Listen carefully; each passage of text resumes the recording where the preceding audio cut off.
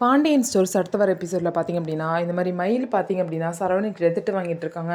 உங்கள் அப்பாவை பற்றி எனக்கே நல்லா தெரிஞ்சிருக்கு, உனக்கு தெரியலையா? உங்கள் அப்பா வந்து கல்லாலேருந்து பணத்தை எடுக்கிறாரு, அதை நானே பார்த்தேன். அப்படி இருக்கும்போது நீ நம்பவே மாட்டேற அப்படின்னு சொல்லிட்டு மயிலை வந்து திட்டுறாங்க. உடனே பார்த்தீங்கன்னா மயில் அவங்க அம்மாவுக்கு கால் பண்ணி, உன் புருஷன் ஏமா இப்படி பண்ணுறாரு? ஏற்கனவே நான் இவர்கிட்ட மாட்டிட்டு முழிச்சிட்ருக்கேன், என் வாழ்க்கையை எப்படி காப்பாற்றுறதுனே தெரியல.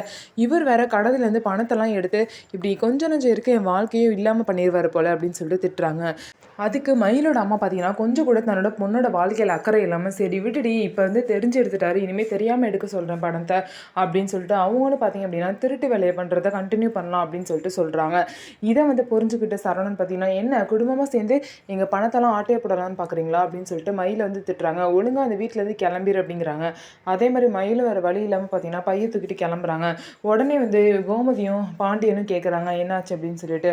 அப்போ வந்து மயில் வந்து எல்லா பிரச்சனையும் சொல்கிறாங்க. ப்ரெக்னெண்ட்டாக இருந்து அதுக்கப்புறம் குழந்தை வந்து இல்லை அப்படின்னு தெரிஞ்சதுக்கப்புறம் எனக்கே அது ஷாக்காக இருந்துச்சு. ஆனால் நான் வந்து பொய் சொல்கிறேன்னு சொல்லிட்டு அவர் சொல்கிறாரு. அன்னையிலேருந்து என்னை பிரச்சனையாக பண்ணிகிட்டு இருக்காங்க. அடிக்க மட்டும்தான் இல்லை, மற்றபடி நான் நிம்மதியாகவே இல்லை இந்த வீட்டில், என் கூட ஒழுங்காக பேசக்கூட மாட்டுறாங்க அப்படின்னு சொல்லிட்டு சரவணனை கம்ப்ளைண்ட் பண்ணுறாங்க. அது மட்டும் இல்லாமல் நேற்று பணத்தை எடுத்தது கூட நானும் எங்கள் அப்பாவும் சேர்ந்து தான் பண்ணோம் அப்படின்னு சொல்லிட்டு பழிய போடுறாங்கன்னு சொல்லிட்டு மயில் வந்து பாண்டியன் கிட்ட கம்ப்ளைண்ட் பண்ணுறாங்க. இதனால பாண்டியன் சரவணனை கூப்பிட்டு திட்டுறாங்க.